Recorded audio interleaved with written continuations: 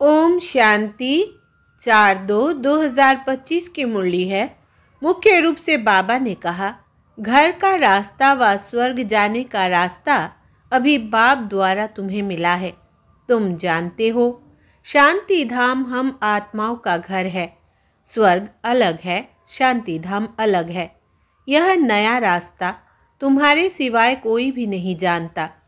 तुम कहते हो, अब कुंभकर्ण की नींद छोड़ो, आँख खोलो, पावन बनो। पावन बनकर ही घर जा सकेंगे। आगे कहा, धर्मराज की सजाओं से बचने के लिए किसी की भी देह को याद नहीं करना है। इन आँखों से सब कुछ देखते हुए एक बाप को याद करना है। अशरीरी बनने का अभ्यास करना है। पावन बनना है। मुक्ति और जीवन मुक्ति का रास्ता सबको बताना है। अब नाटक पूरा हुआ, घर जाना है। इसी स्मृति से बेहद की आमदनी जमा करनी है। अब सुनते हैं महावाक्यों को विस्तार से। बाबा ने कहा, मीठे बच्चे, बाप तुम्हें अविनाशी ज्ञान रत्नों का दान देते हैं। तुम फिर औरों को दान देते रहो। इसी दान से सद्गति हो जाएगी। प्रश्न है, कौन सा नया रास्ता तुम बच्चों के सिवाय कोई भी नहीं जानता है? उत्तर, घर का रास्ता व स्वर्ग जाने का रास्ता अभी बाप द्वारा तुम्हें मिला है।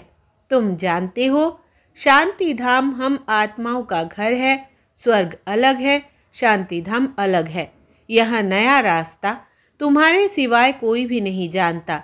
तुम कहते हो, अब कुंभकर्ण की नींद छोड़ो, आँख खोलो, पावन बनो। पावन बनकर ही घर जा सकेंगे। गीत जाग सजनिया जाग। ओम शांति। भगवान उवाच, यह तो बाप ने समझाया है कि मनुष्यों को व देवताओं को भगवान नहीं कहा जाता, क्योंकि उनका साकारी रूप है। बाकी परम पिता परमात्मा का न आकारी न साकारी रूप है, इसलिए उनको शिव परमात्माए नमः कहा जाता है। ज्ञान का सागर वो एक ही है। कोई मनुष्य में ज्ञान हो नहीं सकता। किसका ज्ञान? रचता और रचना के आदि मध्य अंत का ज्ञान, अथवा आत्मा और परमात्मा का यह ज्ञान कोई में नहीं है। तो बाप आकर जगाते हैं, हे सजनियाँ, हे भक्तियाँ, जागो। अभी मेल अथवा फीमेल भक्तियाँ हैं, भगवान को याद करते हैं। सभी ब्राइड्स याद करती है एक ब्राइड ग्रूम को। सभी आशिक आत्माएं परमपिता परमात्मा माशूक को याद करती है। सभी सीताएं हैं। राम एक परमपिता परमात्मा है। राम अक्षर क्यों कहते हैं? रावण राज्य है ना, तो उसकी भेंट में राम राज्य कहा जाता है। राम है बाप, जिसको ईश्वर भी कहते हैं, भगवान भी कहते हैं। असली नाम उनका है शिव। तो अब कहते हैं, जागो, अब नवयुग आया है, पुराना खत्म हो रहा है। इस महाभारत लड़ाई के बाद सतयुग स्थापन होता है और इन लक्ष्मी नारायण का राज्य होगा। पुराना कलयुग खत्म हो रहा है, इसलिए बाप कहते हैं, बच्चे, कुंभकर्ण की नींद छोड़ो, अब आँख खोलो। नई दुनिया आती है। नई दुनिया को स्वर्ग सतयुग कहा जाता है। यह है नया रास्ता। यह घर व स्वर्ग में जाने का रास्ता कोई भी जानते नहीं है। स्वर्ग अलग है, शांति धाम जहाँ आत्माएं रहती है वो अलग है। अब बाप कहते हैं, जागो, तुम रावण राज्य में पतित हो गए हो। इस समय एक भी पवित्र आत्मा नहीं हो सकती। पुण्य आत्मा नहीं कहेंगे। भल मनुष्य दान पुण्य करते हैं, परंतु पवित्र आत्मा तो एक भी नहीं है। यहाँ कलयुग में है पतित आत्माएं, सतयुग में है पावन आत्माएं। इसलिए कहते हैं, हे शिव बाबा, आकर हमको पावन आत्मा बनाओ। यह पवित्रता की बात है। इस समय बाप आकर तुम बच्चों को अविनाशी ज्ञान रत्नों का दान देते हैं। कहते हैं, तुम भी औरों को दान देते रहो तो 5 विकारों का ग्रहण छूट जाए। 5 विकारों का दान दो तो दुख का ग्रहण छूट जाए। पवित्र बन सुख धाम में चले जाएंगे। 5 विकारों में नंबर 1 है काम, उसको छोड़ पवित्र बनो। खुद भी कहते हैं, हे पतित पावन, हमको पावन बनाओ। पतित विकारी को कहा जाता है। यह सुख और दुख का खेल भारत के लिए ही है। बाप भारत में ही आकर साधारण तन में प्रवेश करते हैं, फिर इनकी भी बायोग्राफी बैठ सुनाते हैं। यह है सब ब्राह्मण ब्राह्मणियाँ, प्रजापिता ब्रह्मा की औलाद। तुम सबको पवित्र बनने की युक्ति बताते हो। ब्रह्मा कुमार और कुमारियाँ, तुम विकार में जा नहीं सकते हो। तुम ब्राह्मणों का यह एक ही जन्म है। देवता वर्ण में तुम 20 जन्म लेते हो, वैश्य शूद्र वर्ण में 63 जन्म, ब्राह्मण वर्ण का यह एक अंतिम जन्म है जिसमें ही पवित्र बनना है।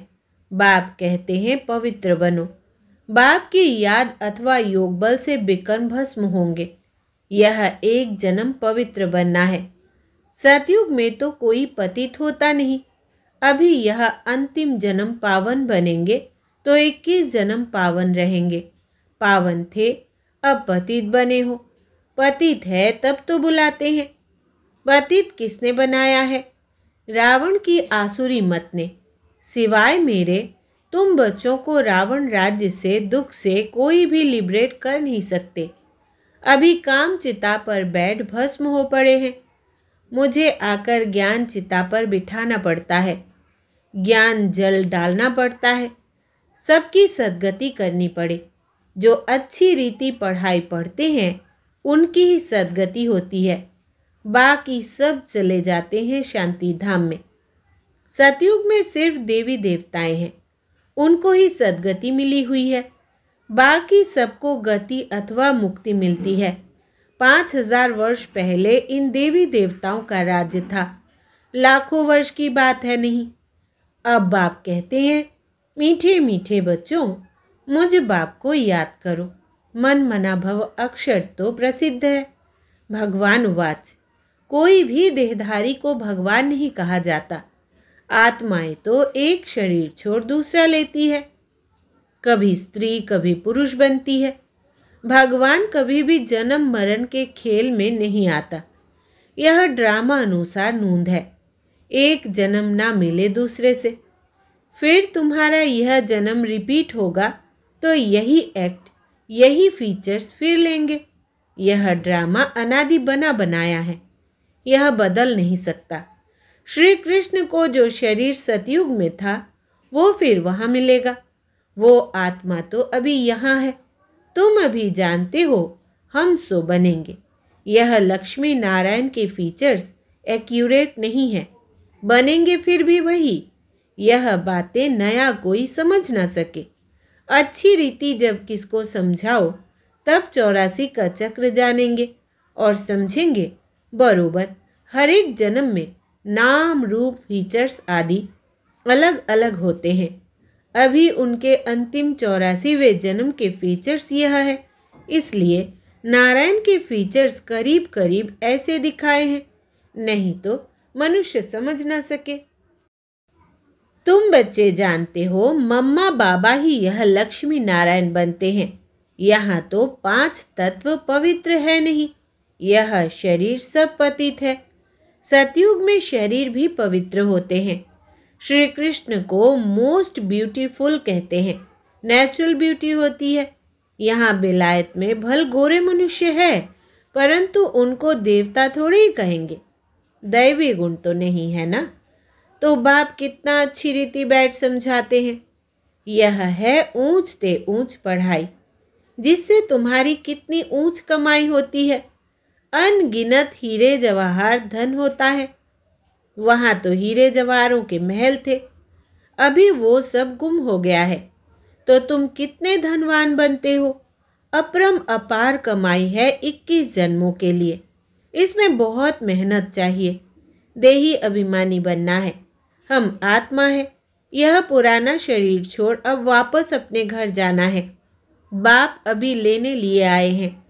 हम आत्मा ने 84 जन्म अब पूरे किए, अब फिर पावन बनना है। बाप को याद करना है, नहीं तो कयामत का समय है। सजाएं खाकर वापस चले जाएंगे। हिसाब किताब तो सबको चुकतू करना ही है। भक्ति मार्ग में काशी कलवट खाते थे तो भी कोई मुक्ति को नहीं पाते। वो है भक्ति मार्ग, यह है ज्ञान मार्ग। इसमें जीव घात करने की दरकार नहीं रहती। वो है जीव घात।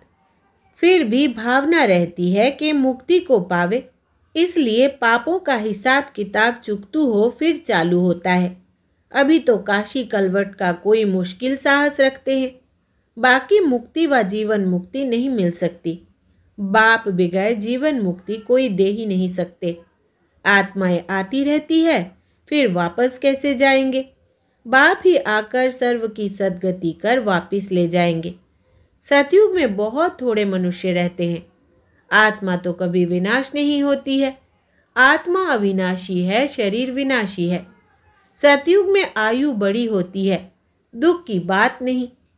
एक शरीर छोड़ दूसरा ले लेते हैं, जैसे सर्प का मिसाल है। इसको मरना नहीं कहा जाता है, दुख की बात नहीं। समझते हैं अब टाइम पूरा हुआ है, इस शरीर को छोड़ दूसरा लेंगे। तुम बच्चों को इस शरीर से डिटैच होने का अभ्यास यहाँ ही डालना है। हम आत्मा है, अब हमको घर जाना है, फिर नई दुनिया में आएंगे, नई खाल लेंगे। यह अभ्यास डालो। तुम जानते हो आत्मा 84 शरीर लेती है। मनुष्यों ने फिर 84 लाख कह दिया है। बाप के लिए तो फिर अनगिनत ठिक्कर भित्तर में कह देते हैं। उसको कहा जाता है धर्म की ग्लानि। मनुष्य स्वच्छ बुद्धि से बिल्कुल तुच्छ बन जाते हैं। अब बाप तुमको स्वच्छ बुद्धि बनाते हैं। स्वच्छ बनते हो याद से। बाप कहते हैं अब नवयुग आता है। उसकी निशानी यह महाभारत लड़ाई है।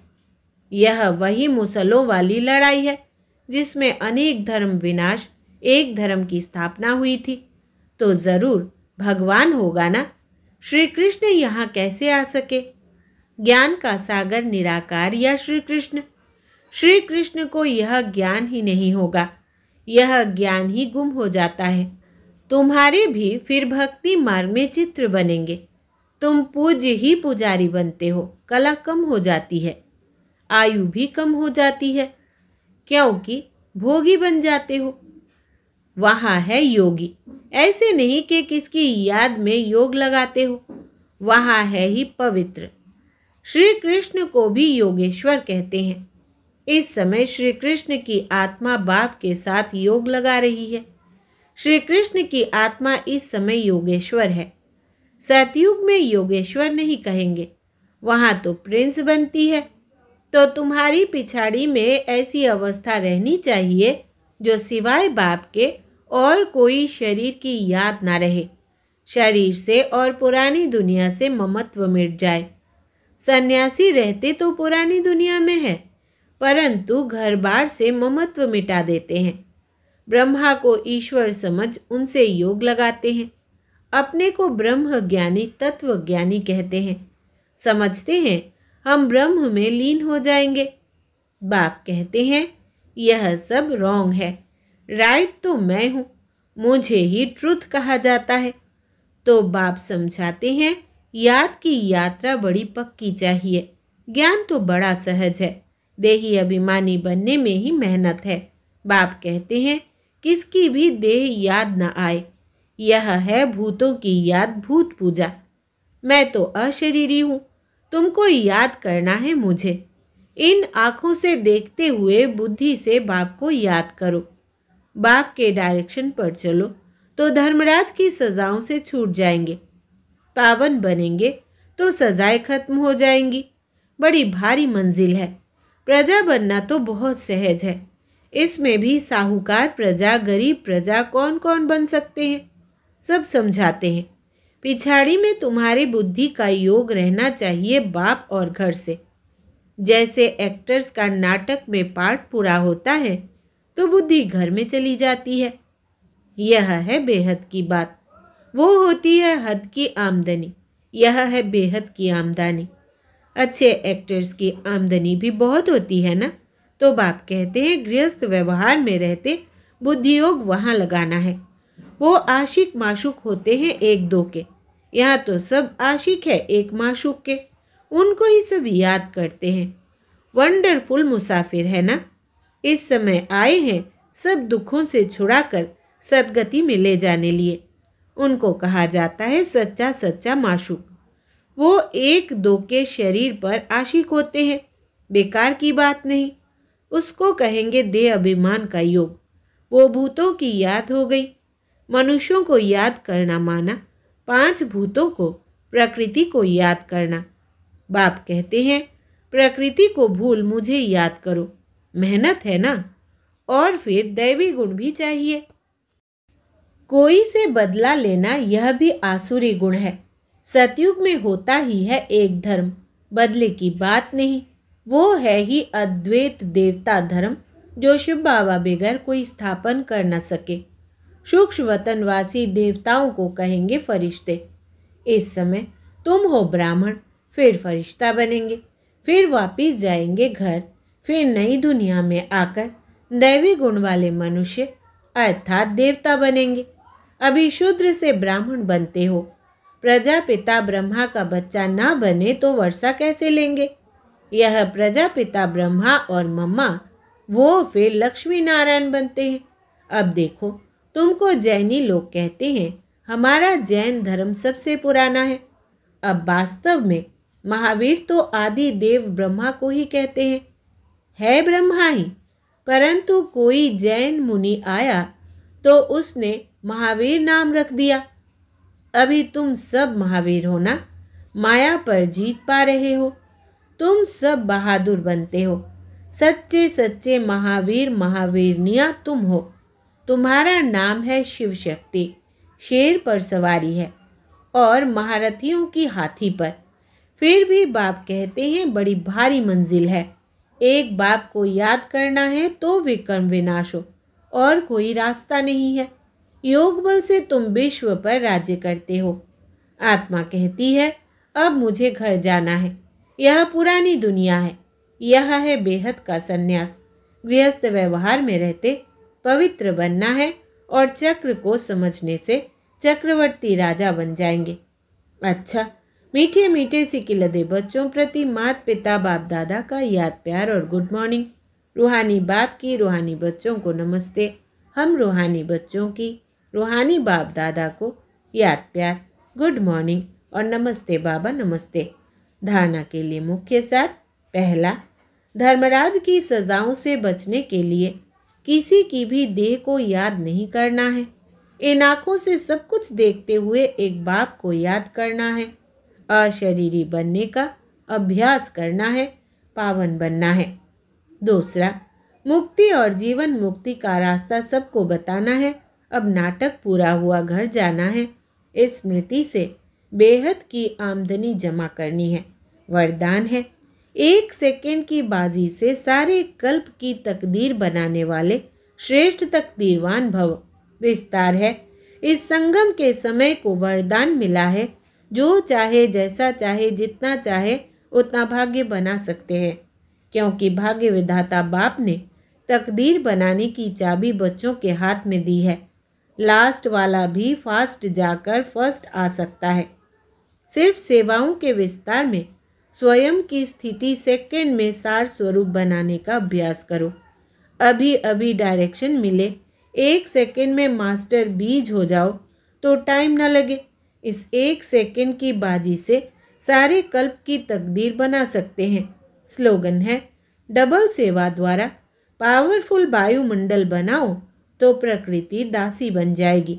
अव्यक्त इशारे, एकांत प्रिय बनो, एकता और एकाग्रता को अपनाओ। अनेक वृक्षों की डालियां अब एक ही चंदन का वृक्ष हो गया। लोग कहते हैं 2-4 माताएं भी एक साथ इकट्ठी नहीं रह सकती, और अभी माताएं सारे विश्व में एकता स्थापन करने के निमित्त है। माताओं ने ही भिन्नता में एकता लाई है। देश भिन्न है, भाषा भिन्न भिन्न है, कल्चर भिन्न भिन्न है, लेकिन आप लोगों ने भिन्नता को एकता में लाया है। अच्छा, ओम शांति।